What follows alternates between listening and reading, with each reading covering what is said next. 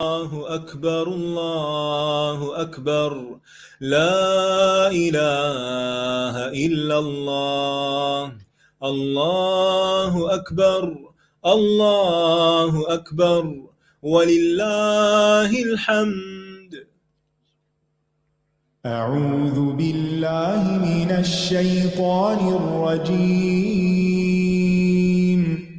بسم الله الرحمن الرحيم.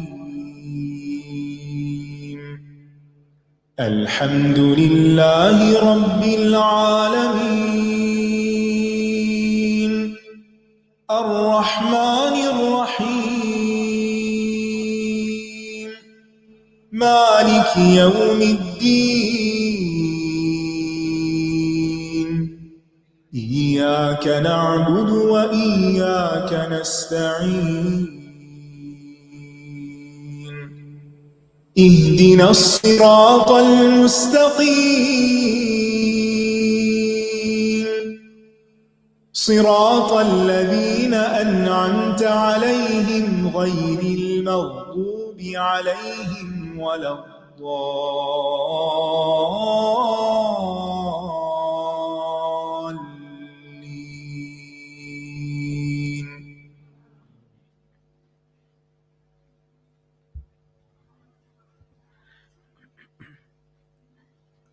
السلام علیکم ورحمۃ اللہ وبرکاتہ. کیا حال ہے سب کا؟ الحمدللہ. آپ نے جمعہ کی سنتوں کے بارے میں پڑھ لیا تھا؟ کتنی ہوتی؟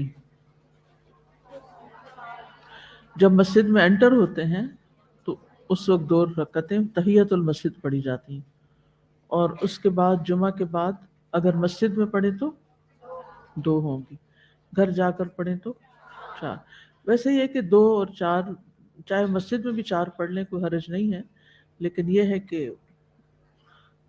جمعہ سے پہلے کوئی سنن رواتب نہیں ہے جو عام دنوں میں ہم ظہر سے پہلے پڑھتے ہیں، وہ ایسی بات نہیں. چونکہ آج جمعہ ہے اس لیے میں نے سوچا آپ کو ریمائنڈر دے دوں.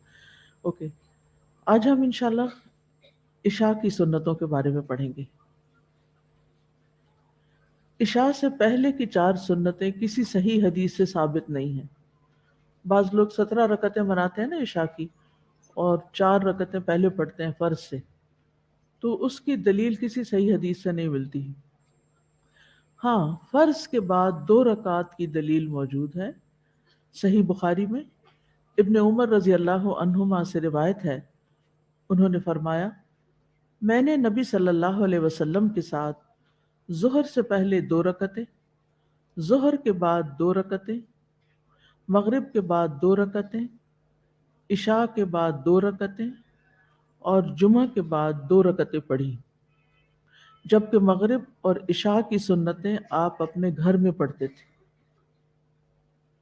مغرب اور عشاء کی سنتیں آپ اپنے گھر میں پڑھتے تھے، لیکن ابن عمر کو موقع ملا کہ انہوں نے آپ کے ساتھ بھی پڑھی. تو نبی صلی اللہ علیہ وسلم سے عشاء کے بعد 2 رکعت پڑھنا یوں ثابت ہے، لیکن آپ کبھی 4 رکعت بھی ادا کرتے تھے. اس لیے 4 رکعت جو ہیں وہ غیر رواتب ہیں، لیکن رواتب جو ہیں وہ 2 ہیں، یعنی 2 تو مؤکدہ ہیں، اور جیسے عام طور پر پڑھتے ہیں نا 4 فرض 2 سنت اور پھر 2 نفل، تو یہ جو 2 نفل ہیں یہ غیر رواتب ہیں، یعنی آپ نے پڑھے ہیں، ٹھیک ہے، لیکن جس چیز کی پابندی کی ہے وہ کیا ہے؟ 2 سنتوں کی. عبداللہ بن عباس کہتے ہیں کہ میں نے اپنی خالہ ام المؤمنین میمونہ بنت حارث رضی اللہ عنہا کے گھر کے ہاں رات گزاری، یعنی ان کے گھر میں، جو نبی صلی اللہ علیہ وسلم کی اہلیہ تھیں. تو نبی صلی اللہ علیہ وسلم نے عشاء کی نماز پڑھی، پھر گھر تشریف لائے تو 4 رکعتیں پڑھی، ٹھیک ہے، تو پھر 4 رکعتیں پڑھی. لیکن وہ جو ایک فضیلت آتی ہے نا عشاء کی نماز کے بعد 4 رکعتیں پڑھنے کی کہ وہ لیلۃ القدر کے برابر ہیں، وہ روایت ضعیف ہے.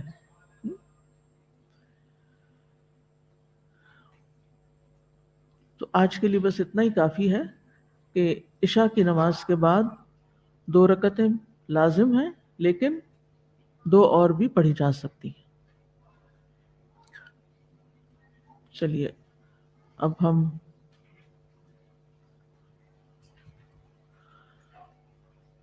آج کے لیسن کی طرف آتے ہیں۔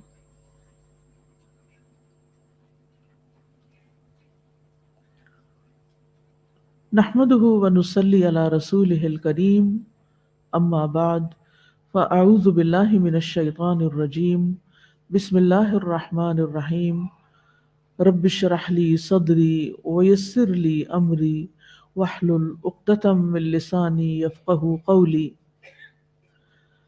الحمد لله الذي اغلق عنا باب الحاجة الا اليه، وركب فينا أعضاء البسط والقبض، وخلق فينا جوارح الأعمال، وغذانا بطيبات الرزق، ثم أمرنا ونهانا ليختبر طاعتنا، وابتلانا بالسراء والضراء ليختبر صبرنا وشكرنا، ثم خالفنا أمره وركبنا متون زجره فلم يعاجلنا بعقوبته، بل أكرمنا بواسع رحمته وشملنا بحلمه وعفوه، وانتظر توبتنا ورجعتنا إليه برأفته۔ ہر قسم کی حمد اللہ کے لیے ہے جس نے ہماری محتاجگی کے دروازے کو اپنے سوا سب پر بند کر دیا، یعنی اس نے ہمیں اپنا محتاج بنایا۔ یا ایھا الناس انتم الفقراء الی اللہ، اور ہمارے اندر ایسے اعضاء نصب کیے، ہمیں ایسے اعضاء دیے، ہاتھ پاؤں وغیرہ جو کھلتے ہیں اور سکڑتے ہیں، اور اللہ نے ہمارے اندر اعمال کو بجا لانے والے اعضاء پیدا کیے کہ ہم ان سے اللہ کی اطاعت کے کام کر سکتے ہیں، اور ہمیں عمدہ اور پاکیزہ رزق کے ساتھ غذا پہنچائی۔ پھر اللہ نے ہمیں حکم جاری کیے، یعنی ہمیں پیدا کیا اور ہمیں احسن التقویم میں پیدا کیا، اور پھر ہمیں کھانے پینے کو دیا، پھر ہمارے لیے دین کی نعمت رکھی، اور ہمیں ممنوعات بتائے، یعنی کیا کرنا ہے اور کیا نہیں، ڈوز اینڈ ڈونٹس بتائے، اور ہمیں خوشحالیوں اور تنگیوں کے ساتھ آزمایا تاکہ وہ ہمارے صبر اور ہمارے شکر کا امتحان لے۔ پھر ہم نے اس کے حکم کی مخالفت کی اور اس کی ڈانٹ ڈپٹ والے کام کرنے لگے تو اللہ نے ہمیں پھر بھی جلد سزا نہیں دی۔ آپ دیکھیے، جب ہمیں کسی پہ غصہ آتا ہے تو ہم کتنی دیر تک کنٹرول کرتے ہیں اور کتنی دفعہ کنٹرول کرتے ہیں، اور ہمارا ری ایکشن کیا ہوتا ہے جب کوئی ہماری مرضی کے مطابق کام نہ کرے۔ لیکن ہم دن میں کتنے ہی کام اللہ سبحانہ وتعالیٰ کی مرضی کے خلاف کرتے ہیں، لیکن پھر بھی ہمارے دن بھر کی روٹین میں کوئی فرق نہیں آتا، اس کی نعمتیں ہم پر جاری و ساری رہتی ہیں۔ تو کتنا حلیم ہے وہ، کتنا کریم ہے وہ، کتنا رحیم ہے،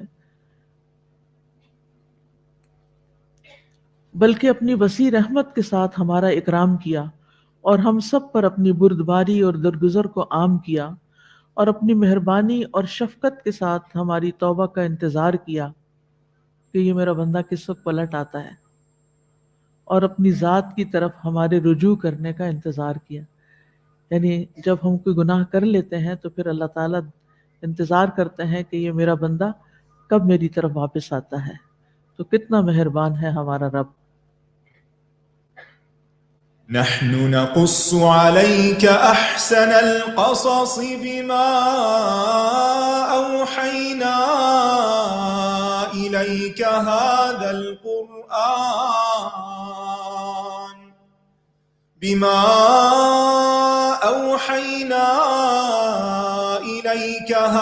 القرآن وإن كنت من قبله لمن الغافلين۔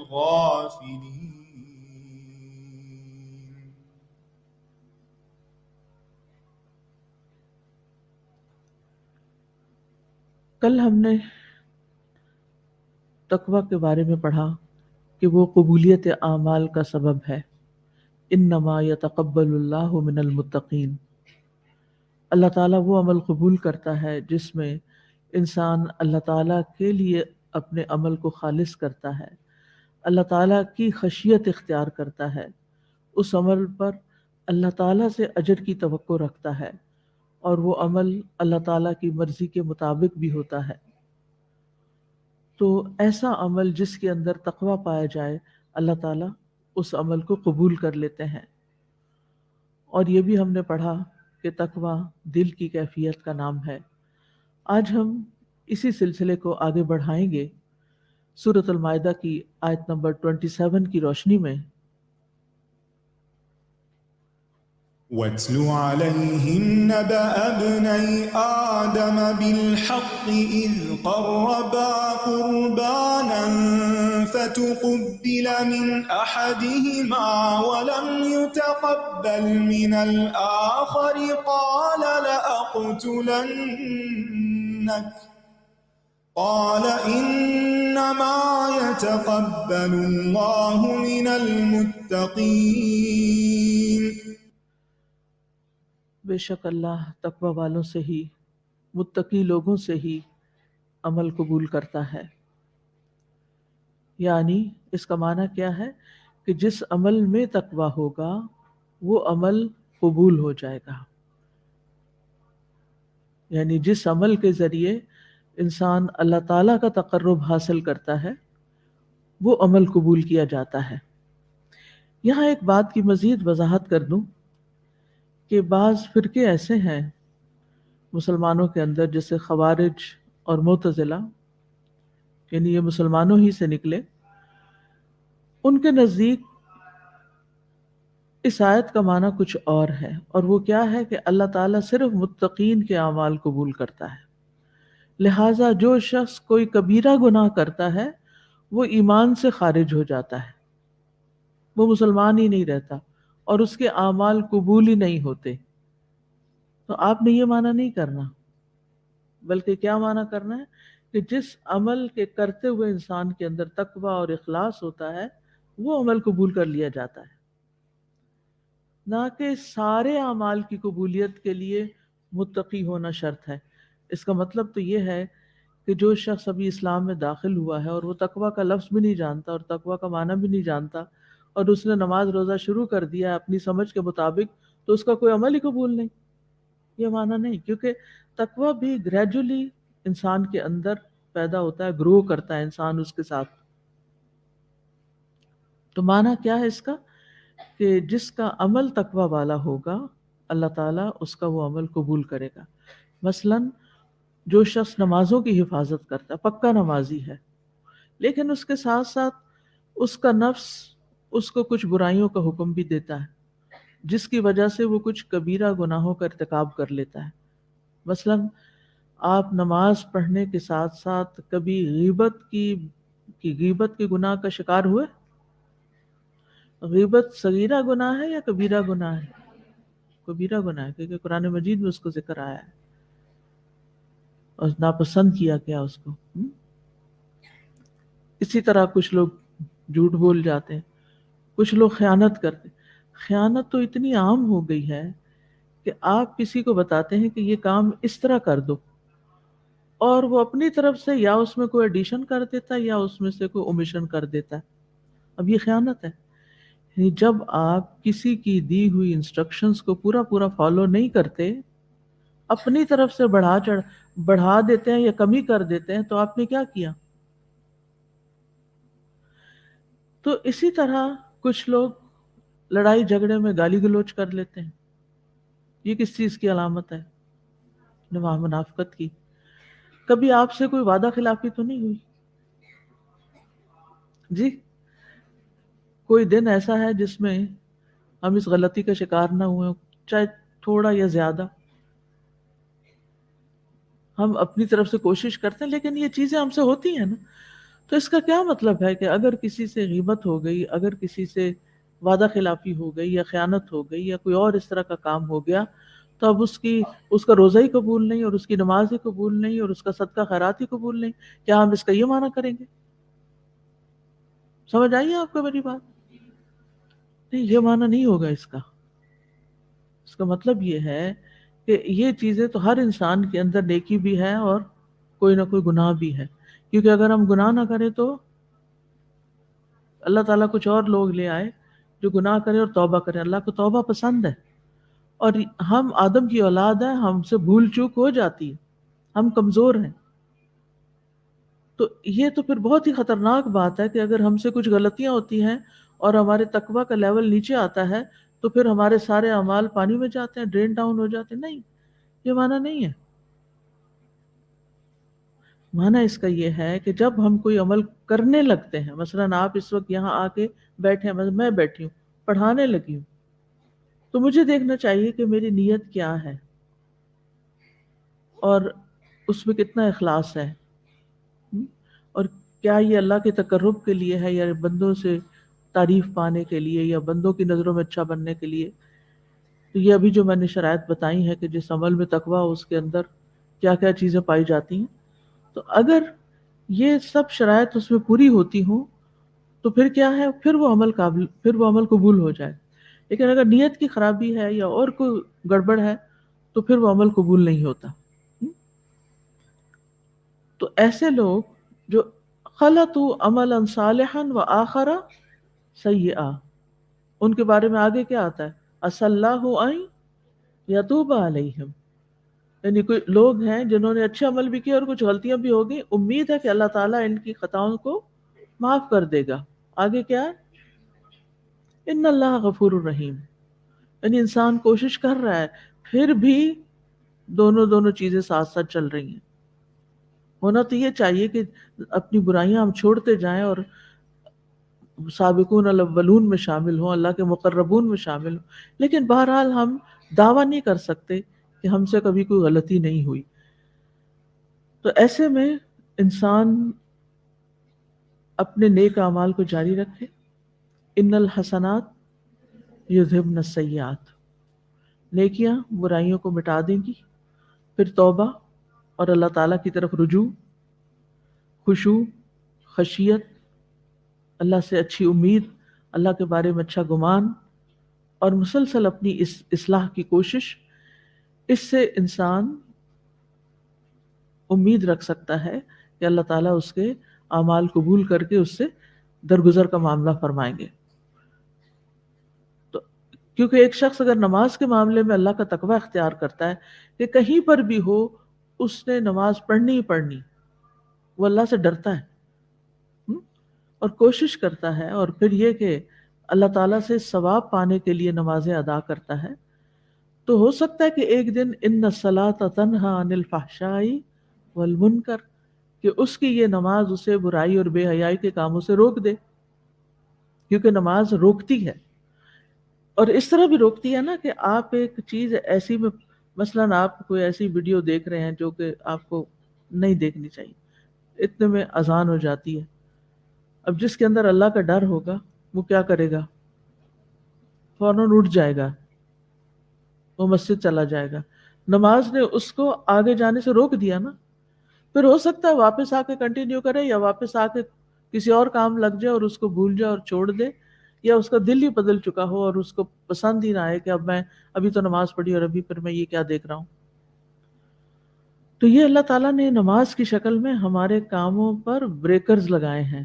ان الصلاۃ تنہی عن الفحشاء والمنکر، کہ انسان کسی لڑائی جھگڑے میں پڑا ہوا ہوتا ہے، کسی کے ساتھ کوئی زیادتی کر رہا ہوتا ہے کہ اتنے میں اذان ہو جاتی ہے تو شیطان بھاگنے لگتا ہے اذان سن کر، تو ہمارا دل بھی نرم پڑنے لگتا ہے. اگر ہمارے اندر کچھ بھی اسلامیت یا انسانیت یا کچھ بھی اللہ کا ڈر یا تقوی موجود ہو تو انسان فوراً اپنے رویے پہ غور کرتا ہے اور پلٹ آتا ہے، یعنی وہ غلط کام اس وقت چھوڑ دیتا ہے، پھر رجوع کر لیتا ہے. تو خلاصہ یہی ہے کہ جو انسان کسی عمل میں اللہ کا تقوی ملحوظ رکھتا ہے وہ عمل اس سے قبول کر لیا جاتا ہے. کچھ چیزیں تقوی کے راستے میں رکاوٹ بھی بنتی ہیں. ان میں سب سے پہلی چیز جہالت ہے. جہالت سب سے بڑی بیماری ہے. جب انسان کو پتہ ہی نہیں ہوتا کسی چیز کا تو اس کا عمل بھی درست نہیں ہوتا. بعض اوقات وہ دیکھ دکھا کے اچھا کام کر رہا ہوتا ہے لیکن یقین سے نہیں کر رہا ہوتا. یقین کے ساتھ نیکی وہی کرتا ہے، اخلاص کے ساتھ وہی کر پاتا ہے جس شخص کو پکا یقین ہوتا ہے کہ یہ اللہ کا حکم ہے اور اس کی دلیل موجود ہے اور اس پر مجھے اجر ملے گا. ابھی تک جو ہم سنتوں کے بارے میں پڑھتے رہے ہیں تو ساتھ ساتھ آپ نے احادیث پڑھی، آپ کے علم میں اضافہ ہوا یا علم تازہ ہوا، پڑھی ہوئی تھی آپ نے پہلے بھی، آپ کے یقین میں اضافہ ہوا اور آپ کو ایک خوشخبری ملی کہ ثواب ہوگا. لہٰذا اب کا آپ کا ان سنتوں کو پڑھنا ایک شعوری عمل ہے. اور جن لوگوں کو تو پتہ ہی نہیں تھا اور وہ پڑھتے ہی نہیں تھے ان کے لیے ایک عمل کا آغاز ہے. تو جہالت جو ہے یہ موانع التقوی میں سے ہے، یعنی یہ تقوی کے راستے میں رکاوٹ بنتی ہے. انما یخشی اللہ من عبادہ العلماء، علم والے ہی اللہ سے خشیت رکھتے ہیں. لہذا اللہ کا ڈر، تقوی میں اللہ کا ڈر پایا جاتا ہے. اللہ کا ڈر اسی میں ہوتا ہے جس کے پاس علم ہوتا ہے. دوسری چیز خواہشات کی پیروی کرنا. جو شخص صرف خواہشات پوری کرنے کے لیے جی رہا ہو پھر ایسا شخص تقوی کے ہونے یا نہ ہونے کی فکر نہیں کرتا. وہ ہر کام اس لیے کرتا ہے کہ اس کی خواہش کے مطابق ہے اور وہ کام چھوڑ دیتا ہے جو اس کی خواہش کے خلاف ہے. ذرا برابر اس کی خواہش میں کوئی رکاوٹ آئی تو وہ ایک جن بھوت بن جاتا ہے. کچھ لوگ ایسے ہی ہوتے ہیں نا کہ آپ ان کی مرضی پہ چلتے رہیں تو کیا ہوگا، وہ پھر بھی آپ کے ساتھ تھوڑا سا انسانوں والا سلوک کریں گے. لیکن اگر آپ نے ان کی مرضی کے خلاف کوئی بات کر دی یا ان کی مرضی کے خلاف کوئی کام ہو گیا تو پھر وہ کیا بن جاتے ہیں، وہ انسان نہیں رہتے. پھر وہ نہیں پرواہ کرتے کہ ان کے سامنے کون ہے، وہ انہیں غصے کا اظہار کہاں کرنا ہے کہاں نہیں کرنا، کیا کرنا ہے کیا نہیں کرنا، وہ آپے سے باہر ہو جاتے ہیں، وہ کسی کی بھی پرواہ نہیں کرتے. تو وہ جاتا نا افرأیت من اتخذ الہہ ہواہ افانت تکون علیہ وکیلا، کیا تم نے دیکھا اس شخص کو جس نے اپنی خواہش نفس کو اپنا الہ بنا رکھا ہے، بس اس نے وہ کرنا ہے جو اس کا دل چاہے. اس کا دل چاہتا ہے سونے کو تو وہ سوتا ہی چلا جائے گا چاہے نمازیں رہ جائیں، اسے پرواہ ہی نہیں. تو افانت تکون علیہ وکیلا، کیا تم اس کے نگران بن سکتے ہو، تم اس پہ نگرانی کر سکتے؟ ایسے لوگوں کو آپ سمجھا سکتے ہیں؟ کتنا سمجھائیں گے؟ کوشش تو خیر کرتے رہنا چاہیے لیکن وہ آپ کی مانتے کم ہیں. آپ ان کی نگرانی نہیں کر سکتے کیونکہ انہیں اس کی پرواہ نہیں کہ آپ ان کے سر پہ ہیں یا نہیں ہیں.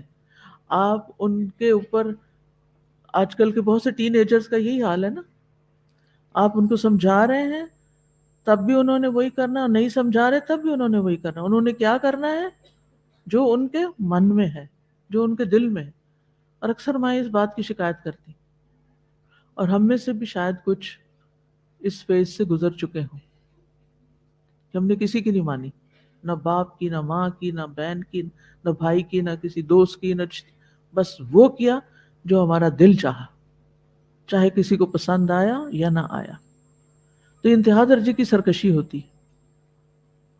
تو ایسا شخص جو ہے اس کے اندر تقوی نہیں ہوتا اور یہ تقوی کے راستے میں رکاوٹ بھی ہوتا ہے. تیسری چیز ہے دنیا کی محبت. جب انسان دنیا کے پیچھے بھاگنے لگتا ہے اور دنیا کی شدید محبت میں مبتلا ہو جاتا ہے اور صرف وہ کام کرتا ہے جو اس کی دنیا کو بہتر بناتے ہیں اور اپنی دنیا کا نقصان کسی قیمت پر نہیں ہونے دیتا، حتیٰ کہ دین بیچ کر بھی اس کو اپنی دنیا بنانی پڑے تو بنا لیتا ہے، کیونکہ اس کو آخرت کی فکر نہیں، اس کو اپنی دنیا کی فکر ہے. بعض لوگ اپنا ایمان تک بیچ دیتے ہیں، بعض لوگ تو ایمان کی خاطر اپنی جان بیچتے ہیں نا. وَمِنَ النَّاسِ مَن يَشْرِي نَفْسَهُ ابْتِغَاءَ مَرْضَاتِ اللَّهِ. کچھ لوگ ایسے ہیں جو اللہ کی رضا پانے کے لیے اپنی جان تک قربان کر دیتے ہیں اور کچھ لوگ دنیا حاصل کرنے کے لیے ایمان تک قربان کر دیتے ہیں۔ چوتھی چیز ہے لمبی آرزوئیں لگانا، لمبی لمبی آرزوئیں رکھنا۔ ہاں میرا دل تو چاہتا ہے میں قرآن پڑھوں، میرا دل تو چاہتا ہے میں بھی اچھی بن جاؤں، میرا دل تو چاہتا ہے، لیکن ابھی ذرا بچے بڑے ہو جائیں، ابھی ذرا میری شادی ہو جائے، ابھی پتہ نہیں کیسا سسرال ہو اور ان کو یہ میرا دین پسند ہو یا نہ ہو، تو یعنی جب میں ریٹائرڈ ہوں گی، جب حج کر لوں گی، گناہ معاف کرا لوں گی، یعنی تمنائیں رکھنا، لمبی تمنائیں رکھنا، حالانکہ ہمیں نہیں پتا کہ ہم کب اس دنیا سے چلے جائیں گے۔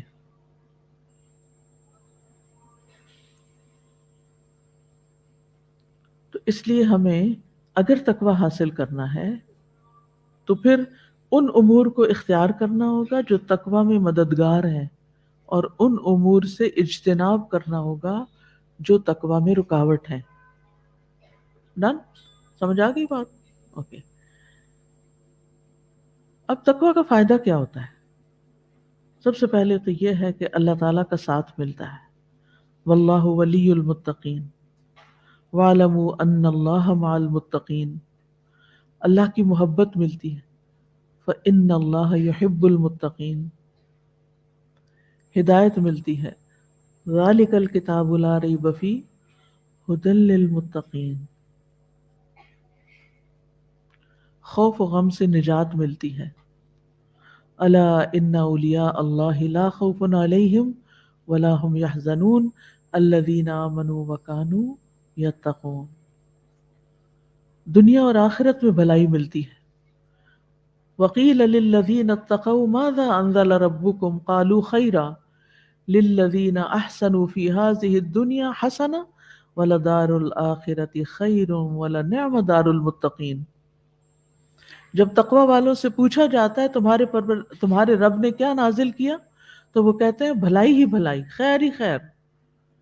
ایسے لوگ جنہوں نے اچھے کام کیے ان کے لیے اس دنیا میں بھی بھلائی ہے، اور آخرت کا گھر تو بہت بہتر ہے، اور متقین کے لیے کیا ہی اچھا ہے آخرت کا گھر، یعنی متقین کا آخری ٹھکانہ بھی بہت اچھا ہے۔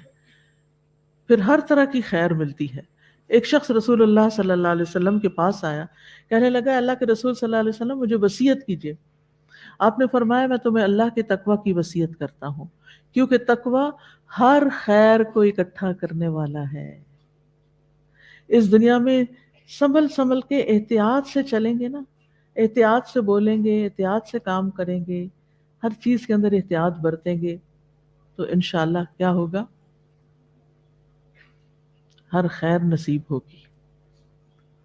پھر دشمن کے مکر و فریب سے نجات ملے گی، وَإِن تَصْبِرُوا وَتَتَّقُوا لَا يَضُرُّكُمْ كَيْدُهُمْ شَيْئًا، مشکلات میں سے نکلنے کا راستہ بن جائے گا، کوئی مشکل نہیں رہے گی، آپ مشکلات سے نکل آئیں گے۔ سبحان اللہ، کتنی بڑی خوشخبری ہے یہ۔ سورۃ الطلاق میں اللہ تعالیٰ فرماتے ہیں وَمَن يَتَّقِ اللَّهَ يَجْعَل لَّهُ مَخْرَجًا وَيَرْزُقْهُ مِنْ حَيْثُ لَا يَحْتَسِبُ، جو کوئی اللہ کا تقوی اختیار کرے گا وہ اس کے لیے مشکلات سے نکلنے کا راستہ پیدا کر دے گا۔ ہم سب کی زندگی میں ہے نا مشکلات، اور بعض مشکلات ایسی ہیں کہ جن سے نکلنے کا کوئی راستہ ہمیں نظر نہیں آتا۔ ہر شخص کے چیلنجز ہیں کہ اس مسئلے کو کیسے حل کروں۔ اللہ کے تقوی کے ذریعے، اللہ کے ڈر سے، کوئی زبان سے غلط لفظ نہیں نکالنا، کوئی غلط رستہ اختیار نہیں کرنا، کوئی کسی پہ زیادتی نہیں کرنا، پھر دیکھنا اللہ کیسی مدد کرتا ہے۔ کیونکہ جب آپ نے صبر کیا نا اور آپ نے اللہ کے ڈر سے صحیح رستہ اختیار کیا تو پھر کیا ہوگا؟ کیا اللہ تعالیٰ آپ کو ایسے ہی چھوڑ دے گا؟ ہرگز نہیں، وہ آپ کی مدد ضرور کرے گا، اس کا یقین ہونا چاہیے، کیونکہ یہ اللہ تعالیٰ کا فرمان ہے۔ پھر معاملات میں آسانی ملتی ہے، وَمَن يَتَّقِ اللَّهَ يَجْعَل لَّهُ مِنْ أَمْرِهِ يُسْرًا، جو کوئی اللہ کا تقوی اختیار کرے گا اللہ تعالیٰ اس کے لیے ہر معاملے میں آسانی پیدا کر دے گا۔ وہ جو پچھلی آیت تھی نا مشکلات میں نکلنے کا راستہ، اس کا اگلا حصہ تھا وَيَرْزُقْهُ مِنْ حَيْثُ لَا يَحْتَسِبُ، اور اس کو وہاں سے رزق عطا فرمائے گا جہاں سے اس کا گمان بھی نہیں ہوگا، اس نے کبھی سوچا بھی نہیں ہوگا، اس کا خیال بھی نہیں ہوگا، دھیان بھی ادھر نہیں جائے گا، اللہ وہاں سے دے گا۔ پھر گناہوں کی معافی اور اجر عظیم بھی ہے، وَمَن يَتَّقِ اللَّهَ يُكَفِّرْ عَنْهُ سَيِّئَاتِهِ وَيُعْظِمْ لَهُ أَجْرًا۔ قیامت کے دن نبی صلی اللہ علیہ وسلم کا ساتھ ملے گا۔ آپ نے فرمایا تمام لوگوں میں سب سے زیادہ میرے قریب متقی ہیں، خواہ وہ کوئی بھی ہو، کہیں بھی ہو، کوئی بھی ہو، کہیں بھی ہو، کالے ہوں، گورے ہوں، عرب ہوں، عجم ہوں، کہیں بھی رہتے ہوں، وہ نبی صلی اللہ علیہ وسلم سے سب سے زیادہ قریب ہوں گے۔ آپ نے یہ بھی فرمایا قیامت کے دن متقی لوگ میرے دوست ہوں گے، اگرچہ وہ نسب میں میرے قریب تر ہوں یا نہ ہوں، کسی بھی خاندان برادری سے ہوں، وہ آپ کے قریب ترین ہوں گے۔ پھر قیامت کے دن تکلیفیں اور غموں سے نجات ملے گی۔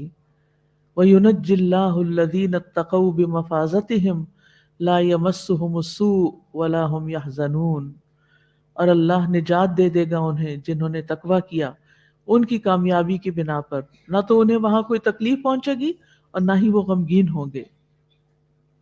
پھر قیامت کے دن کامیابی کا مقام ملے گا، ان للمتقین مفازا۔ پھر والعاقبۃ للمتقین، آخرت میں درجات کی بلندی، والذین اتقوا فوقہم یوم القیامہ، جنہوں نے تقوی اختیار کیا وہ قیامت کے دن ان سے اوپر ہوں گے۔ جنت تقوی والوں کے قریب لے آئی جائے گی، وَأُزْلِفَتِ الْجَنَّةُ لِلْمُتَّقِينَ غَيْرَ بَعِيدٍ، آپ کو دور نہیں جانا پڑے گا، جنت آپ کے پاس آ جائے گی۔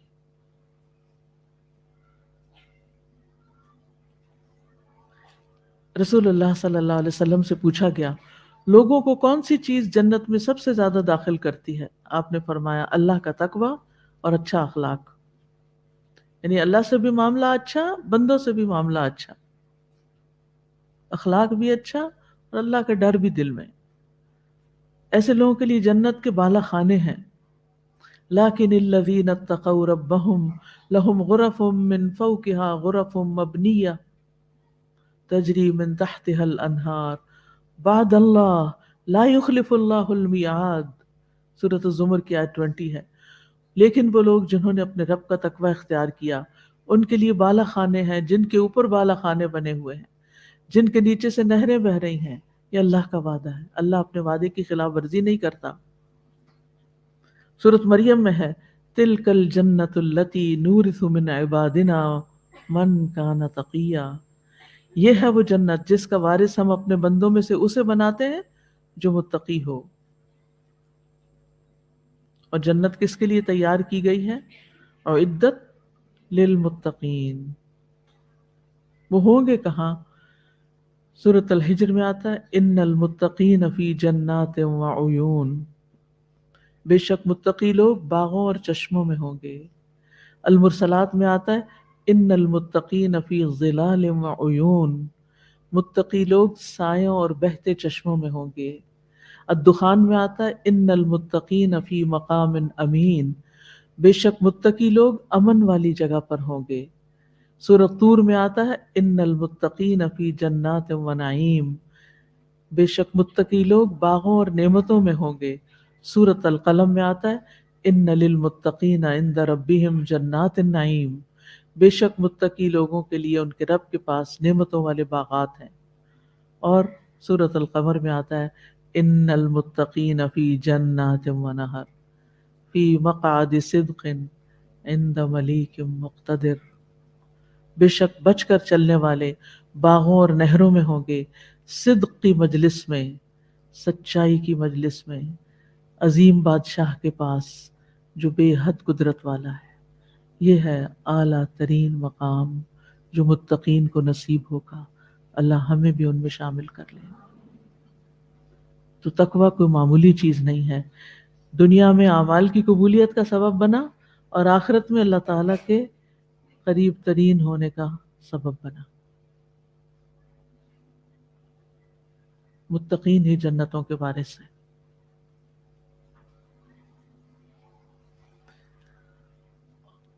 دوسری طرف پھر وہی ریمائنڈر کہ انما یتقبل اللہ من المتقین، اس کو بار بار ذہن میں دہرانا چاہیے ہر عمل کے کرتے وقت۔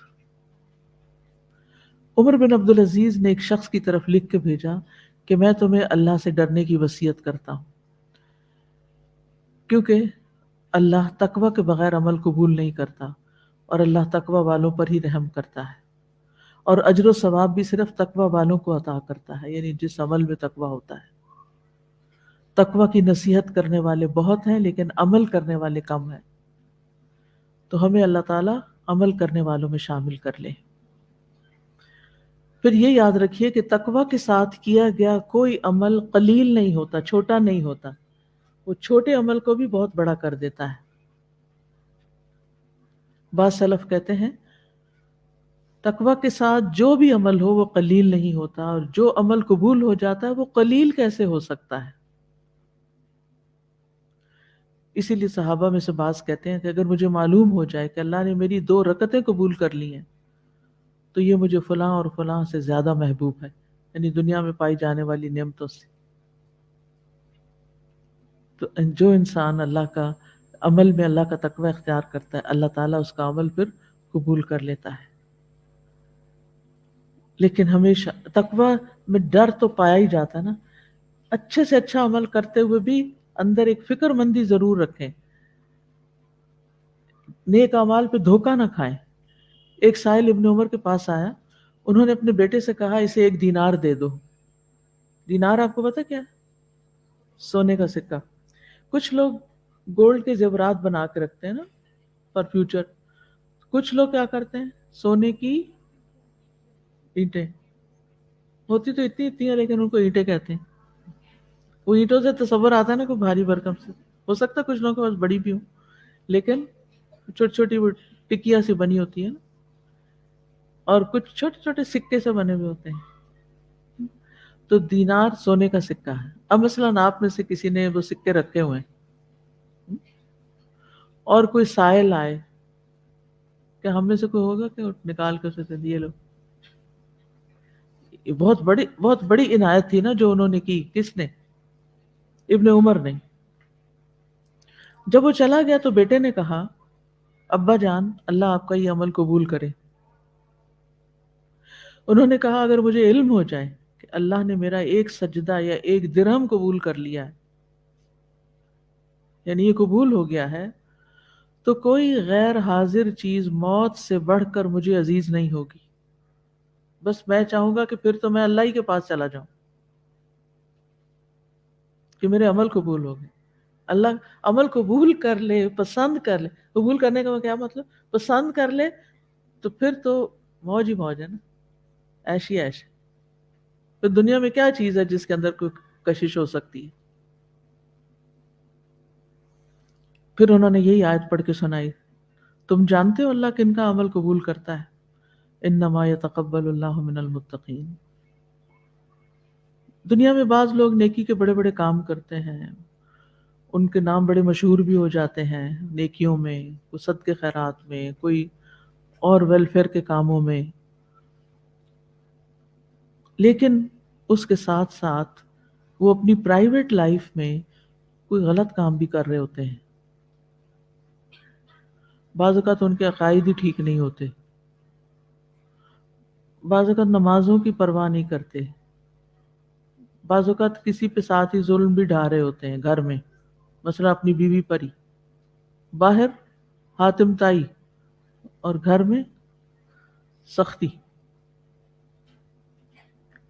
تو وہ کیا کرتے ہیں، یعنی اپنے اس عمل کی وجہ سے جو انہوں نے باہر کیا ہوتا ہے، جس کی وجہ سے ان کو بہت اپریسیشن ملی ہوتی ہے، تمغے اور ہار اور تالیاں اور تعریفیں اور پتہ نہیں کیا کیا، اس سے وہ دھوکے میں آ جاتے ہیں، ہم تو بہت بڑے ہیں، لہٰذا کیا فرق پڑتا ہے جو میں اپنے گھر میں اپنی بیوی کے ساتھ زیادتی کر لوں، اس کو چیٹ کر لوں، کچھ کر لوں۔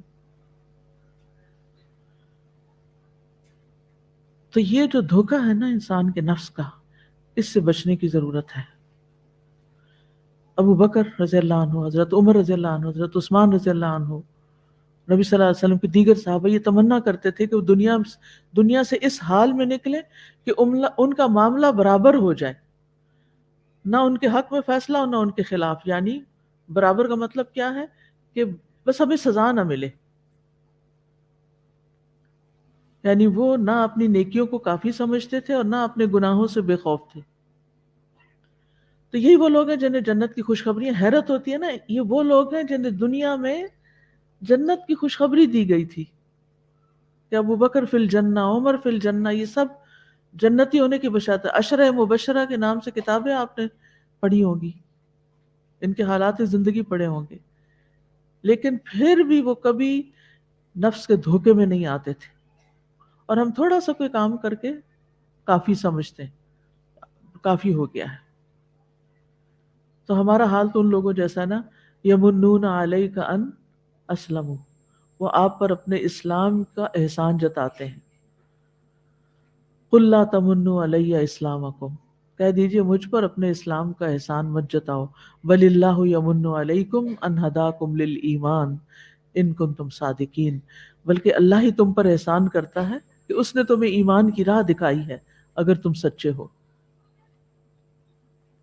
تو ہم سب کو اس بات کا احساس کرنا چاہیے، کہ اس بات کی فکر کرنی چاہیے کہ اگر اللہ نے ہمارے عمل قبول نہیں کیے تو پھر آگے کوئی نجات کا راستہ نہیں ہے. ٹھیک ہے نا؟ تو قبولیت اعمال کی شرائط کو پھر دہرا لیتے ہیں کہ کیا کیا چیزیں ضروری ہیں عمل قبول ہونے کے لیے. نمبر 1، ایمان. بہت سے لوگ سوال کرتے ہیں کیا مدر ٹریسا کی نیکیاں نہیں قبول ہوں گی؟ اس نے اپنی ساری زندگی فلاں کام کرتے ہوئے گزار دی، اتنے قربانیاں کی، اور کیا لیڈی ڈائنا جنت میں نہیں جائے گی؟ کیا فلاں، کبھی کسی کا نام لے کے پوچھتے ہیں، کبھی کسی کا، کہ ان کے تو نیک اعمال ہم سے زیادہ ہیں. ایسی باتیں کرنے والوں کو یہ بات سمجھ لینی چاہیے کہ اعمال کی قبولیت کا انحصار ایمان پر ہے. اللہ تعالیٰ فرماتے ہیں وَمَن يَكْفُرْ بِالْإِيمَانِ فَقَدْ حَبِطَ عَمَلُهُ، جو ایمان کا انکار کرے اس کے عمل ضائع ہو گئے. اور جو ایمان لا کے نیک عمل کرے، من عمل صالحا من ذکر او انثى وهو مؤمن فلنحيينه حیاة طیبہ، دنیا میں، ولنجزینہم اجرہم باحسن ما كانوا يعملون. جو شخص بھی نیک عمل کرے، خواہ مرد ہو یا عورت، بشرطے کہ وہ مومن ہو، تو ہم اسے پاکیزہ زندگی بسر کرائیں گے.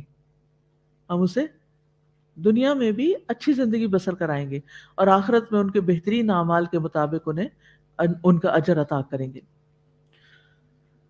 دوسری چیز یہ ہے کہ ان کی زندگی اسلام کے مطابق ہو، کیونکہ وَمَن يَبْتَغِ غَيْرَ الْإِسْلَامِ دِينًا فَلَن يُقْبَلَ مِنْهُ وَهُوَ فِي الْآخِرَةِ مِنَ الْخَاسِرِينَ.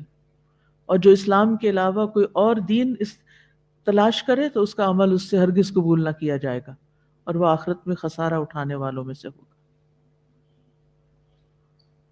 تیسرا ہے اخلاص نیت، یعنی جو عمل بھی کیا جائے خالص اللہ کی رضا کے لیے کیا جائے، ثواب کی نیت سے کیا جائے، اس میں ریاکاری اور تکبر اور نفسانی اغراض شامل نہ ہوں. فَمَنْ كَانَ يَرْجُو لِقَاءَ رَبِّهِ فَلْيَعْمَلْ عَمَلًا صَالِحًا وَلَا يُشْرِكْ بِعِبَادَةِ رَبِّهِ أَحَدًا.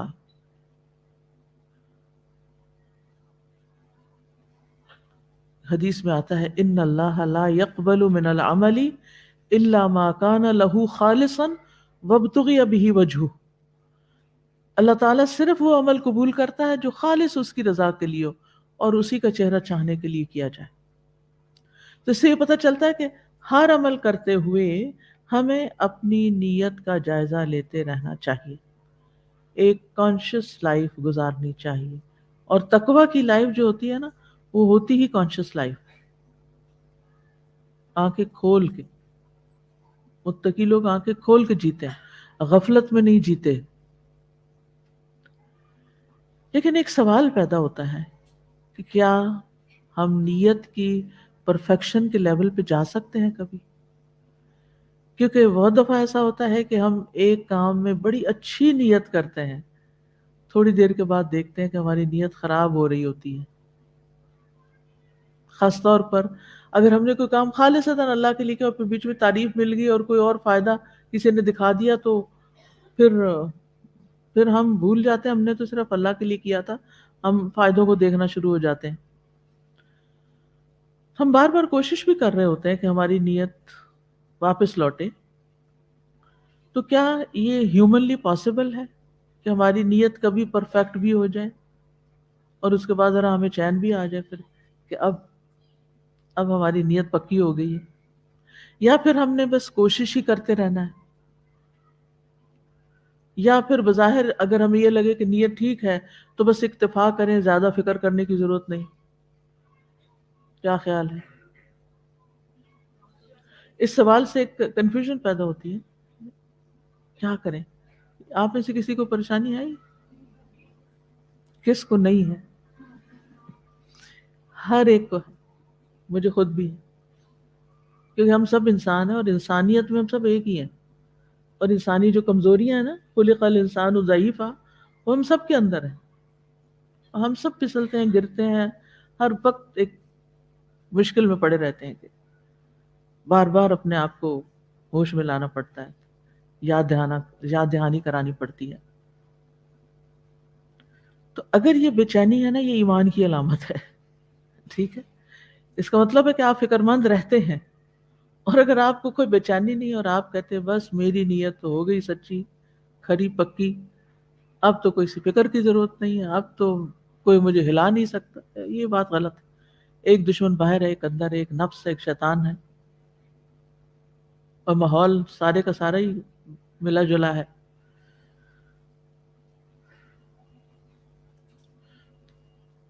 کیا اللہ سبحانہ تعالیٰ نے ہم سے یہ ڈیمانڈ کی ہے کہ ہم کامل بن جائیں؟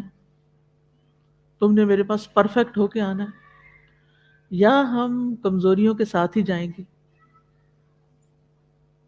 اب ہوتا ہے اس دن جب زلزلہ آیا تو آپ میں سے ہر ایک نے کچھ نہ کچھ سوچا ہوگا، کیونکہ سب کو جھنجھوڑا گیا تھا. سوچو کچھ، سوچو پہلا خیال کیا آیا ہوگا ہر ایک. مجھے نہیں بتائیں آپ نے جرنل پتہ نہیں بنا لیا کہ نہیں، کوئی ڈائری پرائیویٹ لاک والی بنا لیا کہ نہیں، جس میں آپ اپنی دل کی اور اپنی خرابیاں اور وہ سب لکھ سکیں کہ کوئی نہ پڑھے ان کو آپ کے سوا. کیونکہ نا یہ ایک سوچ کا سفر ہے جو اس وقت آپ قصص القرآن میں میرے ساتھ کر رہے ہیں، اور اس میں ہم نے پروگرس کرنا ہے آگے نا، اس میں بڑھنا ہے، کیونکہ مقصد تو اپنی اصلاح اور تربیت ہے نا. ورنہ سارا علم کس فائدے کا؟ اگر 100 کہانیاں بھی ہمیں پتہ ہوں اور ہم کھڑے ہوں زیرو پہ تو فائدہ کچھ نہیں. تو اگر یہ چیزیں لکھ لیا کریں نا تو پھر وہ بعد میں بھی کسی وقت دوبارہ پڑھتے ہیں انسان کو یاد آتا ہے کہ اچھا، یا پھر انسان دیکھتا میں واپس اس لیول پہ آ گیا ہوں، مجھے ادھر جانے کے لیے یہ سوچنا ہے. تو اس کو جرنلنگ کہتے ہیں نا، اپنا جرنل خود لکھنا. اب تو ایسی ایپس بھی ملتی ہیں کہ جس میں انسان ٹائپ کر سکتا ہے، لیکن نہ بھی ٹائپ کریں تو آپ لکھ سکتے ہیں. بہرحال تو اللہ تعالیٰ نے ہمیں، تو اس وقت سب نے کیا کسی نے یہ سوچا کہ الحمدللہ میں نے یہ اور یہ نیک عمل کر رکھے ہیں؟ کسی نے یہ سوچا؟ مجھے تو نہیں خیال آیا. مجھے تو یہ فکر آئی کہ کیا کیا کرنے والا رہتا ہے. یا اللہ، آج اگر موت آ جائے تو میں تیار ہوں.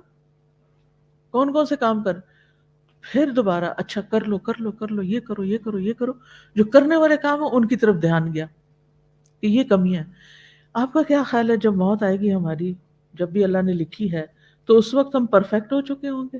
ہم نے سارے ہی کام پورے کر لیے ہوں گے؟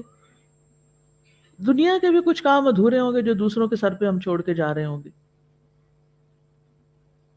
اور دین کے معاملے میں بھی کئی چیزیں ابھی ہماری تمنائیں ہوں گی کہ ہم یہ کر لیں یہ کر لیں. جیسے میری اپنی بھی کچھ تمنائیں ہیں، اور باوجود کوشش کے اور محنت کے بھی وہ تمنا پوری نہیں ہو پا رہی. اللہ کرے کہ زندگی میں پوری ہو جائیں، لیکن ہم پرفیکٹ نہیں ہو سکتے. یہاں ایک چیز سکون ضرور دیتی ہے کہ اگر سچے دل سے نیت ہے نا کسی کام کو کر لینے کی، ڈنڈی نہیں مار رہے اور بے وجہ سستی نہیں کر رہے، بس حالات موافق نہیں آ رہے، وسائل نہیں پیدا ہو رہے، ہمت نہیں بند رہی، کلو نہیں مل رہا، کوئی سرا ابھی نہیں مل رہا، لیکن سٹرگل ہے، مینٹل سٹرگل بھی ہے، ہارٹ بھی بے چین ہے، ارادے بھی ہیں لیکن وہ رسی نہیں پکڑی جا رہی ابھی تک کہ جس سے پکڑ کے چڑھ جائیں اس منزل پر. تو انشاءاللہ اللہ تعالیٰ اس ہماری تکلیف اور اس سوچ اور اس کوشش اور اس نیت اور اس ارادے کا بھی اجر دے گا. یہ بھی اچھا گمان رکھنا چاہیے اللہ تعالیٰ سے، مایوسی کی طرف نہیں جانا. لیکن ساتھ ہی یہ کہ کل ہم نے تقویٰ کا اعلیٰ لیول کیا پڑھا تھا کہ اپنی زندگی سے کیا نکال دو، غیر ضروری چیزیں نکال دو. اس کے لیے آپ کو ڈیجیٹل فاسٹنگ کرنی ہوگی. ویسے فاسٹ تو ہم کر رہے ہیں نا، لیکن ڈیجیٹل فاسٹنگ بھی کرنی ہوگی.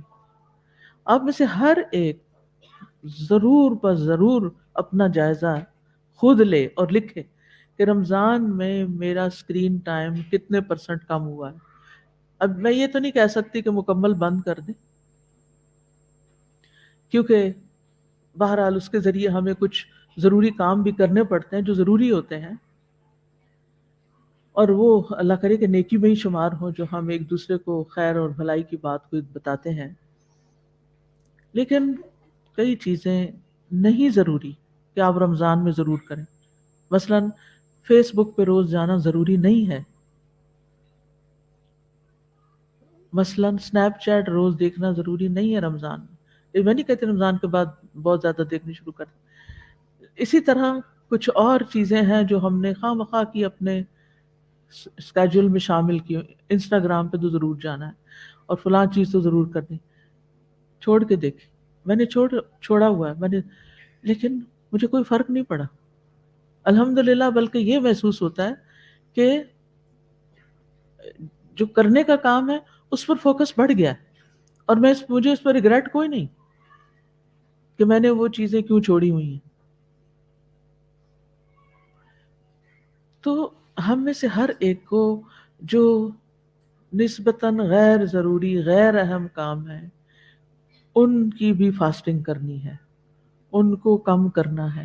تب زندگی میں آپ کو بار بار کہتی ہوں، اور تب زندگی میں آپ واقعی کوئی سالڈ کام کر کے جائیں گے. ورنہ یہ جو ہم ہر وقت بزی رہتے ہیں نا اور اپنے آپ کو تسلی دیتے رہتے ہیں، ہر وقت تو ہم مصروف ہیں، ہر وقت تو ہم کچھ کر رہے ہیں، ہم تو فارغ نہیں بیٹھتے، یہ بھی دھوکہ ہے. جی بالکل فارغ نہیں بیٹھتے، لیکن اپنی مصروفیات کو بھی ری آرگنائز کریں، پھر سے چینلائز کریں، پھر سے دیکھیں کہ اس میں سے بھی کون سی مزید کٹ ڈاؤن کی جا سکتی، کہاں کہاں کٹ ڈاؤن کی جا سکتی. اور اسی طرح اپنے اوپر بھی اور دوسروں پر بھی رحم کیجئے.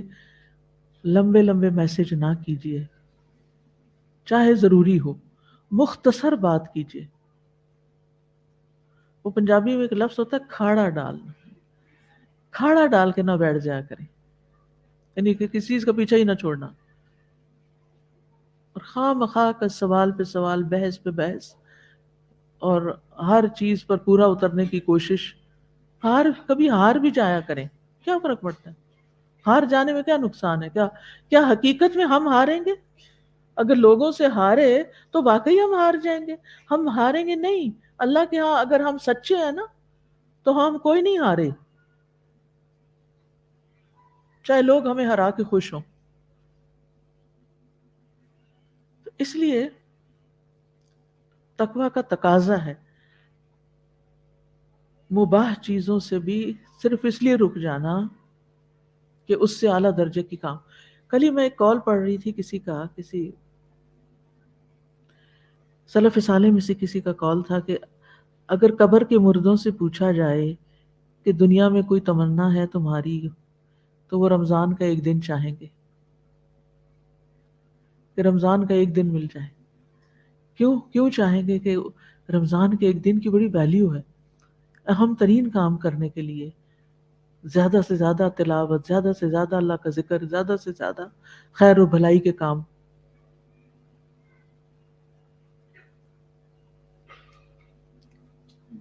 تو اس وقت پڑھ کے میں سوچ رہی تھی کہ ایک دن تو آنا ہے نا، قبر میں جانا ہے. ایک وہ دن ہے جس میں یہ تمنا ہوگی، اور ایک آج کا دن ہے جو مجھے ملا ہوا ہے، اس وقت میرے ہاتھ میں ہے. تو اس سے میں کیا فائدہ اٹھا رہی ہوں؟ اس میں کیا کر رہی ہوں؟ آج ہے میرے پاس یہ خزانہ، آج میں استعمال کر سکتی ہوں. اس کو ادھر ادھر بیٹھ کے گپ شپ لگانے، ہنسی مذاق کرنے اور فضول کی باتیں کرنے میں اور کھیل کود میں ضائع نہ کریں، بہتر سے بہتر اور بہتر سے بہترین کاموں کی طرف رغبت کریں۔ تو بات یہ ہے کہ پھر بھی کوشش کے باوجود بھی ہم ایڈکٹ ہو چکے ہیں نا، خاص طور پر ڈیجیٹل ورلڈ کے ساتھ ہم ایڈکٹڈ ہیں۔ وہ ایڈکشن ہمیں اس طرف لے جاتی، اذان ہو گئی، اچھا یہ آخری میسج چیک کر لوں، یہ آخری چیز دیکھ لوں، یہ بس ختم کر لوں ویڈیو، اور پھر میں تو اٹھ جاتی ہوں۔ وہ پہلی رکعت گئی اگر آپ مسجد میں پڑھ رہے ہیں، جب آپ، اور خاص طور پہ اگر آپ ڈرائیو کر کے لے جانے والے ہیں، آپ نے سب کا بیڑا غرق کیا، سبھی کی نماز لیٹ کروائی، کیونکہ کچھ مائیں لے کے آتی ہیں نا بچوں کو، سبھی گئے۔ تو یہ ہماری ایڈکشن ہے، ہم اس کو دیکھ نہیں پا رہے۔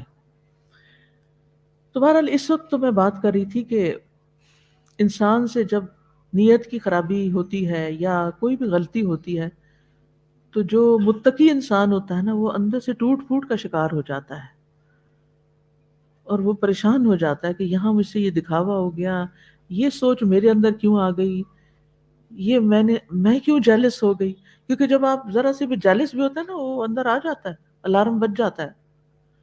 تو اس احساس کو اون کرنا ضروری ہے، یہ اپنے ساتھ کمپیشنیٹ ہونا ہے کہ ہم اپنی ایفرٹس کو بھی اکنالج کریں اور اپنی غلطیوں کو بھی اکنالج کریں،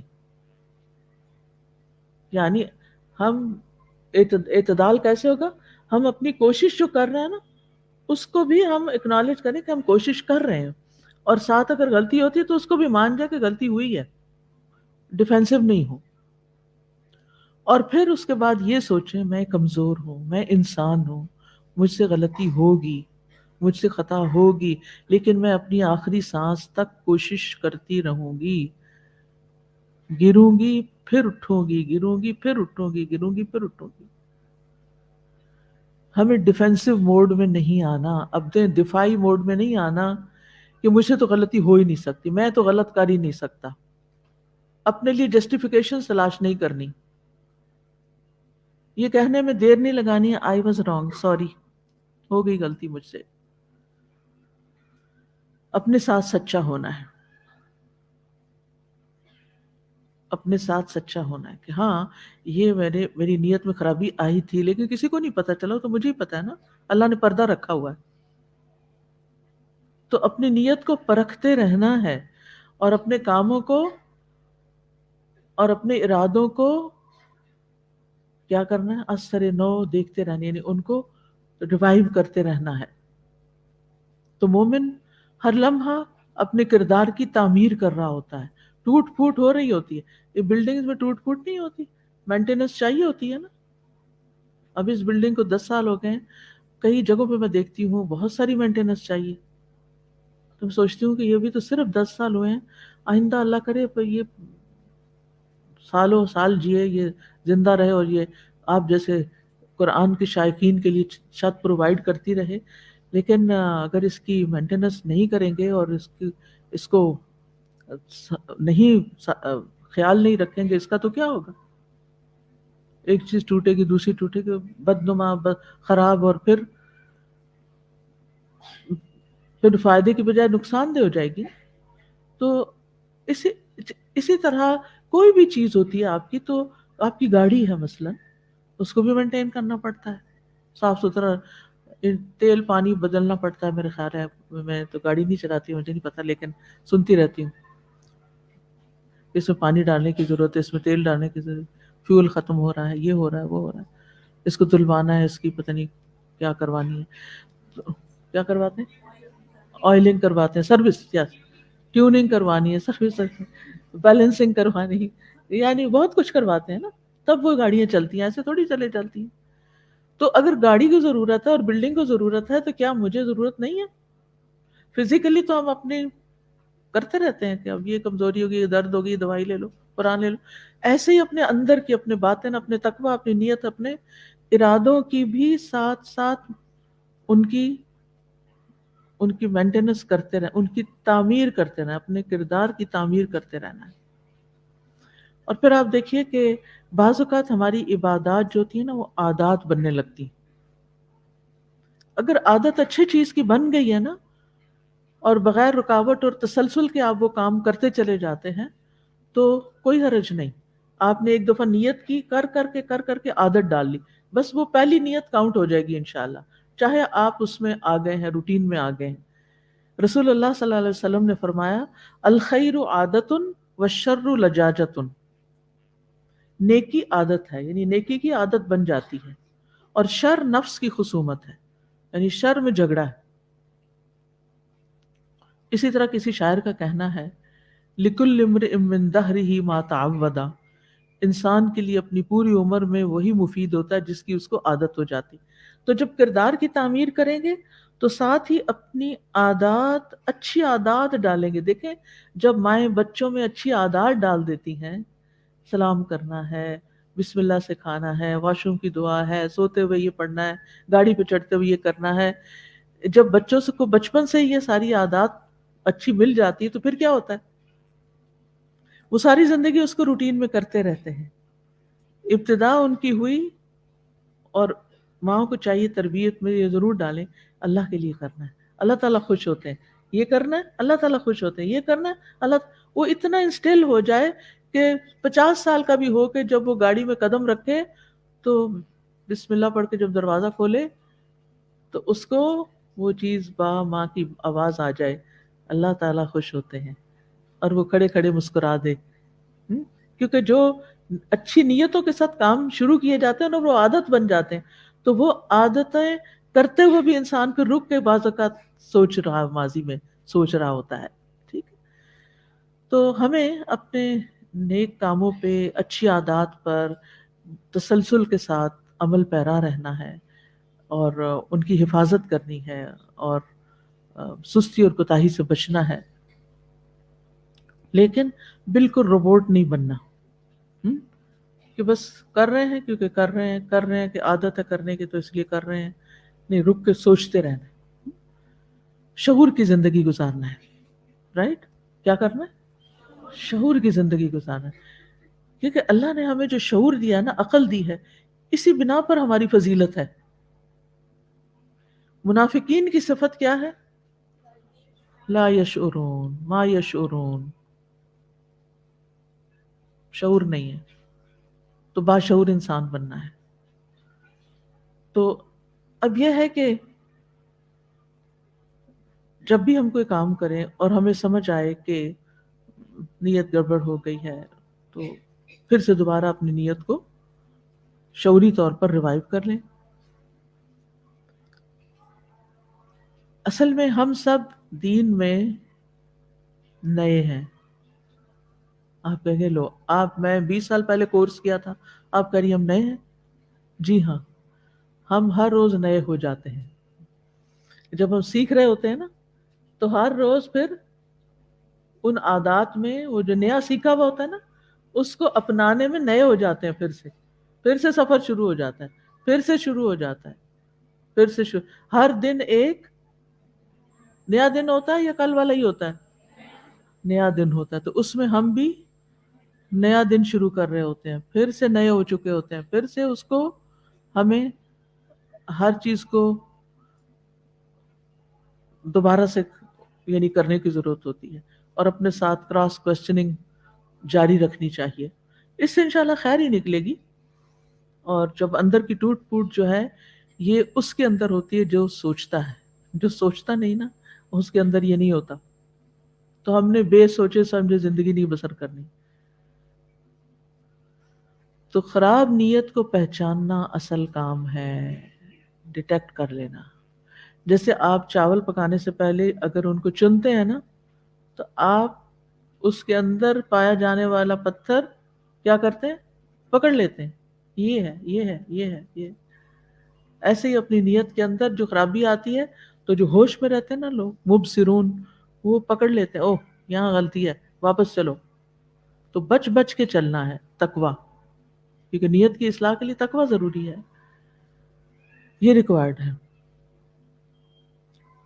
تو جو شخص اپنی نیت کو پہچان لیتا ہے نا وہ اندر سے جاگ رہا ہوتا ہے. ٹھیک ہے. اور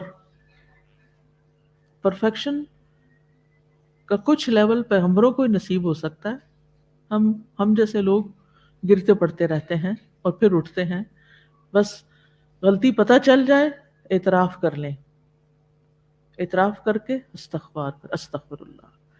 جب میرے ساتھ اکثر ایسا ہوتا ہے کہ جب ایک نیت کی اور اس کے بعد کوئی دوسری آئی تو فوراً استغفر اللہ، لا حول ولا قوت. اپنے آپ سے ہی بات کریں. جو ہی آپ نے پہچان لی وہ غلطی ہو گئی، ساتھ ہی استغفر، یا اللہ اپنے لیے خالص کر لے، یا اللہ اپنے لیے خالص، یا اللہ یہ خیال نہ آئے دل میں، اس سے بھی بچا. اللہ کے آگے گڑ گڑائیں. اللہ تعالیٰ ہمیں تکلیف میں کیوں ڈالتا ہے؟ تاکہ ہم اس کے آگے گڑ گڑائیں. تکلیف کے بغیر ہم نہیں گڑ گڑاتے. کیا خیال ہے؟ عام روزمرہ زندگی میں اچھے بھلے خوشحال ہوں اور گڑ گڑا کے دعائیں کرتے ہیں؟ نہیں. لیکن زندگی میں جب کوئی تکلیف آ جاتی ہے نا، اپنے میں یا بچوں میں یا رزق میں یا کہیں بھی، پھر ہم گڑ گڑانا شروع کرتے ہیں. تو اللہ تعالیٰ ڈالتا ہی اس لیے ہے تاکہ ہم گڑ گڑائیں. تو ہم بات کر رہے تھے کیا؟ اعمال کی قبولیت کس بنا پہ ہوتی؟ دور چلے گئے، لیکن یہ ضروری تھا اس کو ٹیکل کرنا. چوتھی چیز ہے عمل شریعت اور سنت کے مطابق ہو. شریعت کے مطابق، سنت کے مطابق ہو. ومن اراد الاخرۃ وسعى لها سعيها وهو مؤمن فاولئک کان سعیهم مشکورا. جس نے آخرت کا ارادہ کیا اور اس کے لیے کوشش کی جو اس کے لائق کوشش ہے، یعنی جس طرح کی کوشش ہونی چاہیے جبکہ وہ مومن ہو، تو یہی لوگ ہیں جن کی کوشش ہمیشہ سے قدر کی ہوئی ہے. مطلب ہر کوشش مفید نہیں، بلکہ صرف وہ کام اور کوشش مفید ہے جو شریعت اور سنت کے مطابق ہے، سعیہا، جیسا اس کا حق ہے. پانچویں چیز اعمال طیب ہوں. سورۃ فاطر میں آتا ہے الیہ یصعد الکلم الطیب والعمل الصالح یرفعہ. پاکیزہ کلمات اسی کی طرف چڑھتے ہیں، اللہ کی طرف، اور عمل صالح انہیں اوپر اٹھاتا ہے. تو قبولیت کے لیے کیا ہے؟ عمل صالح. اللہ پاک ہے اور اللہ پاک ہی کو قبول کرتا ہے. تو طیب عمل اگرچہ قلیل ہی کیوں نہ ہو، مثلا حدیث میں آتا ہے کوئی شخص اپنی پاکیزہ کمائی سے ایک کھجور بھی خرچ نہیں کرتا مگر اللہ اسے اپنے دائیں ہاتھ سے قبول کرتا ہے اور اسے اس طرح پالتا ہے جس طرح تم میں سے کوئی اپنے بچھیرے یا اونٹ کے بچے کو پالتا ہے. بچھیرا کس کا بچہ ہوتا ہے؟ گائے کا نا، گھوڑے کا. ایک بچھیرا ہوتا ہے، ایک بچھیرا ہوتا ہے، اور پنجابی میں واو لگا دیتے ہیں، بچہ بنا دیتے ہیں، بچڑے کی بجائے بچڑا. تو جو کوئی اپنے بچھیرے یعنی گھوڑے کے بچے کو پالتا ہے، حتیٰ کہ وہ کھجور پہاڑ کی طرح یا اس سے بھی بڑی ہو جاتی ہے. چھوٹا عمل خالص نیت اور سچے دل سے کیا ہوا ہو اور طیب ہو، وہ اتنا بڑا اجر و ثواب میں ہو جائے گا. اور ڈھیروں بڑا کام لیکن نیت کی خرابی کے ساتھ کیا ہوا ہو تو سب نیچے گر جائے گا. پھر اعمال کے قبول ہونے کی ایک علامت یہ بھی ہے کہ ایک نیکی کے بعد اگلی نیکی کا موقع مل جاتا ہے. حسن بصری کہتے ہیں نیکی کی جزا میں سے ہے، یعنی کیسے پتہ چلے قبول ہوا کہ نہیں، کہ اس کی جزا کے طور پر مزید نیکی کی جاتی ہے، اور گناہوں کی سزا میں سے ایک یہ ہے کہ اس کے بعد ایک اور گناہ ہو جاتا ہے.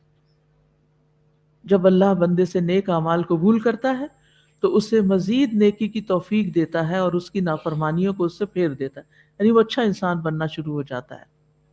تو ایک نیک عمل کے بعد دوبارہ نیک عمل کی توفیق ملنا پہلے عمل کی قبولیت کی علامت ہے. اور نیک اعمال کے قبول نہ ہونے کی وجوہات کیا ہیں؟ اخلاص کا نہ ہونا. جو شہرت کے لیے جنگ کرے، شہرت کے لیے عمل کرے، شرک اعمال کو ضائع کرنے کا سبب ہے. وَلَوْ أَشْرَكُوا لَحَبِطَ عَنْهُمْ مَا كَانُوا يَعْمَلُونَ. کفر. وَالَّذِينَ كَفَرُوا أَعْمَالُهُمْ كَسَرَابٍ بِقِيعَةٍ يَحْسَبُهُ الظَّمْآنُ مَاءً حَتَّى إِذَا جَاءَهُ لَمْ يَجِدْهُ شَيْئًا. وہ لوگ جنہوں نے کفر کیا ان کے اعمال کسی چٹیل میدان میں ایک سراب کی طرح ہیں جسے پیاسا پانی خیال کرتا ہے، یہاں تک کہ جب اس کے پاس آتا ہے تو اس میں سے کچھ بھی نہیں پاتا۔ تقوی کی عدم موجودگی، پھر نفاق کے ساتھ عمل ضائع ہو جاتے ہیں۔ ٹھیک ہے، منافق کیا کرتے ہیں؟ نماز کیسے پڑھتے ہیں؟ سستی کے مارے۔ خرچ کیسے کرتے ہیں؟ ناخوشی سے۔ تو یہ نفاق کی علامتیں ہیں، تو عمل پھر اللہ تعالیٰ قبول ہی نہیں کرتا۔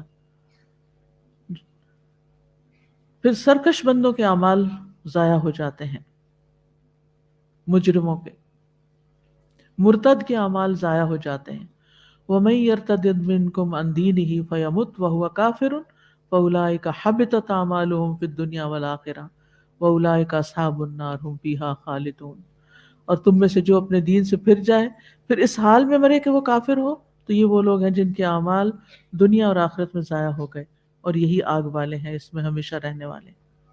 تو کبھی بھی تجربے کے طور پہ بھی ایتھیزم کو اختیار نہ کریں۔ پھر آخرت پر ایمان نہ لانے والوں کے اعمال ضائع ہو جاتے ہیں۔ والذین کذبوا بآیاتنا ولقاء الآخرۃ حبطت اعمالهم، جن لوگوں نے ہماری آیات کو اور آخرت کی ملاقات کو جھٹلایا ان کے اعمال ضائع ہو گئے۔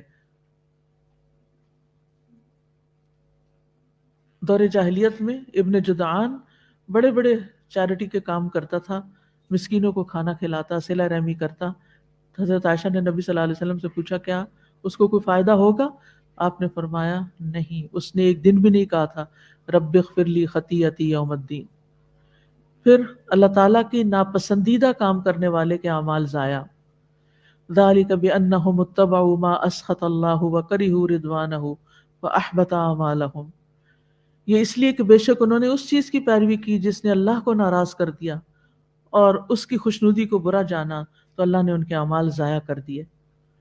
پھر شریعت کے مطابق عمل نہ ہونا، بدعات چاہے بظاہر کتنی خوبصورت نظر آئیں قابل قبول نہیں۔ ریاکاری اور دکھلاوا کرنا، احسان جتانا، لا تبطلوا صدقاتکم بالمن والاذی، ظلم کرنا، کیونکہ ظالم کو قیامت کے دن اس کی ظالم کی نیکیاں قیامت کے دن مظلوم کو دے دی جائیں گی، تو اس کے پاس کچھ نہیں رہے گا۔ حرام کمائی اعمال کی قبولیت میں رکاوٹ ہے، خاص طور پہ دعاؤں کی قبولیت میں۔ نبی صلی اللہ علیہ وسلم نے فرمایا میں اپنی امت کے ان لوگوں کو جانتا ہوں جو قیامت کے دن تہامہ پہاڑوں کی مثل ڈھیروں نیکیاں لے کر آئیں گے، لیکن اللہ ان کی نیکیوں کو فضا میں پھیلے ہوئے غبار کے باریک ریزوں کی طرح بے اہمیت کر دے گا۔ صوبان نے کہا اللہ کے رسول ایسے لوگوں کی صفات بیان کر دیجئے، ان کی ذرا وضاحت کر دیجئے، کہیں ایسا نہ ہو کہ ہم لا علمی میں ان کی صف میں کھڑے ہو جائیں۔ آپ نے فرمایا خبردار، وہ تمہارے ہی بھائی ہوں گے، تمہاری ہی نسل سے ہوں گے، رات کو تمہاری طرح قیام کریں گے، لیکن وہ ایسے لوگ ہوں گے کہ تنہائیوں میں اللہ کے حرام کردہ امور کا ارتکاب کریں گے۔ اکیلے میں حرام کام کرنا یہ بھی اعمال کو ضائع کر دیتا ہے، یعنی لوگوں کے سامنے بڑے نیک بننا اور اکیلے میں برے برے کام کرنا۔ کل کسی نے ایک سوال کیا تھا، اس کا جواب میں دے دوں آپ کو۔ ایک تو ضروری اعلان ہے کہ کل راولپنڈی پی سی میں روزانہ صبح 11 سے 1 بجے تک دورہ قرآن ہو رہا ہے، تو جو لوگ بھی پنڈی میں رہتے ہیں وہ پلیز ضرور لوگوں کو بتائیں تاکہ وہاں جا کر دورہ قرآن اٹینڈ کر سکیں۔ اور نماز جمعہ کے لیے صف یہاں سے پیچھے جہاں سے سبز چادریں ہیں وہاں سے شروع ہوگی، کیونکہ امام آپ کے آگے ہوتا ہے۔ اگر آپ آگے سے شروع کریں گے تو امام سے آگے چلے جائیں گے تو نماز نہیں ہوگی، ٹھیک ہے۔ اور ستون کے اگر رش ہو جائے تو پھر ستون کے ساتھ پیچھے صف بنا لیں، ورنہ اگر رش نہیں ہے تو ستون کے پار صف بنانے کے بجائے پیچھے چلے جائیں۔ کل کسی نے اسکول کے بارے میں سوال کیا تھا کہ آپ نے نئے اسکول کی تعمیر میں حصہ ڈالنے پر انوائٹ کیا ہے۔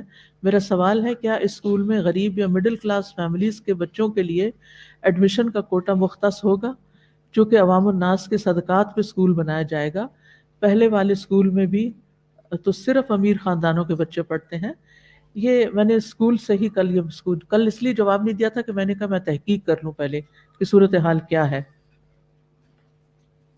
اس وقت اسکول میں اس وقت اسکول کے اندر 400 بچوں کو فیس کنسیشن دیا جا رہا ہے. 380 بچے بالکل فری پڑھ رہے ہیں جن سے کچھ بھی نہیں لیا جاتا. 100% فری ہیں. وہ کس کے بچے ہوں گے جی؟ کس کے بچے ہوں گے؟ وہ غریبوں کے بچے. اور پھر ویسے بھی اوور الہدا میں جو کام کرتی ہیں، جو آیائیں ہیں، ان کے بچے، جینیٹوریل سٹاف کے بچے، چوکیداروں وغیرہ کے بچے، ان سب کی جو ایجوکیشن ہے 100% فری ہے. پھر اس میں آپ دیکھیے کہ جو اسکول کی فیس ہے، آپ کمپیئر کر لیں بیکن ہاؤس سے، سٹی اسکول سے، اور ایجوکیشن کے لیول کو بھی کمپیئر کر لیں، اور پھر آپ دیکھیں کہ اس کے مقابلے میں کتنی کم ہے. اگر اسکول کے اندر تقریباً 400 بچے فری ہیں، اور یعنی آپ دیکھیں کہ تقریباً 380 اور 400 ان سب کو ملا کے تک آدھی آبادی اسکول کی بن جاتی ہے. تو اگر آدھی آبادی سے جو ریونیو ہے وہ اتنا کم ہو، یعنی نہ ہونے کے برابر ہو، اور جو ہو بھی کنسیشن کے ساتھ وہ بہت کم ہو، تو باقی جو ہے اس سے تو اسکول کے جو ٹیچرز ہیں اور جو لوگ ہیں اس کے اوپر بجلی، پانی اور جو اخراجات ہیں وہ مشکل وہی پورے ہوتے ہیں. تو اگر اسکول کی اپنی آمدنی بہت ہوتی تو میرا خیال ہے مجھے اور آپ کو یہ تکلیف کرنے کی ضرورت نہ ہوتی کہ ہم اپنے مال میں سے کچھ اسکول کے بنانے میں خرچ کریں. تو اس لیے بے فکر ہو کے صدقہ جاریہ کے اس کام میں حصہ لیں، تاکہ زیادہ سے زیادہ بچے، انتہائی غریبوں کے بچے بھی اعلیٰ کوالٹی کی ایجوکیشن حاصل کر سکیں. یعنی آپ سوچئے کہ آپ کسی بھی اور اسی سٹینڈرڈ کے اسکول کے ساتھ کمپیئر کر کے دیکھیں کہ وہاں کتنے % بچے جو ہیں وہ بالکل فری پڑھ رہے ہیں اسی طرح کی ایجوکیشن، وہ تجارتی بنیادوں پر. ہمارا اسکول نان پروفٹ ہے، جو اس میں سے آتا ہے فیس زیادہ ہے. اس میں ہر قسم کے بچے، انہوں نے کہا کہ صرف امیروں کے بچے پڑھ رہے، نہیں، ہر کلاس پڑھ رہی ہے. میرٹ پہ ایڈمیشن ہوتا ہے، کوٹا مقرر نہیں ہے، کیونکہ پھر اس طرح میرٹ پہ جو بچے پورے آتے ہیں وہ پیچھے رہ جاتے ہیں. اگر ایک غریب آیا کا بچہ میرٹ پہ پورا آ رہا ہے تو وہ بھی حقدار ہے، اس کو بھی لیا جائے گا، چاہے اسکول کو اپنی آمدنی میں سے اس پہ خرچ کرنا پڑے. تو اس لیے دل کھول کے خود بھی اور دوسروں کو بھی شریک کریں. یہ ہماری اپنی آخرت کے لیے. یمنون علیک ان اسلموا قل لا تمنوا علی اسلامکم بل اللہ یمن علیکم. اللہ نے احسان کیا کہ ہمیں نیکی کا ایک موقع دیا ہے، لہٰذا خوشی کے ساتھ اس کے اندر حصہ لینا چاہیے، تاکہ ایسے اور بھی اسکول قائم ہوں جس میں ایسے لوگوں کو موقع ملے کہ جو بہترین طریقے سے سیکھ سکیں. تو بہرحال اللہ سبحانہ و تعالیٰ سے دعا ہے کہ اللہ اپنی خاص رحمت سے یہ ساری جو بھی اب ہم پہ ذمہ داری آ رہی ہے اس کو پورا کرے، اور اپنے خاص خزانوں سے عنایت کرے، اور ہم سب کا اس میں حصہ ڈال دے. وآخر دعوانا ان الحمد للہ رب العالمین. چونکہ جمعہ ہے اور جن کو پڑھنا نہیں اذان سے پہلے نکلیں گے تو ٹھیک، ورنہ پھر پکڑے جائیں گے. تو سبحانک اللہم و بحمدک اشہد ان لا الہ الا انت استغفرک و اتوب الیک. السلام علیکم و رحمۃ اللہ وبرکاتہ. فاقصص القصص لعلهم يتفكرون. اللهم صل على محمد وعلى آل محمد كما صليت على إبراهيم وعلى آل إبراهيم إنك حميد مجيد. اللهم بارك على محمد وعلى آل محمد كما باركت على إبراهيم وعلى آل إبراهيم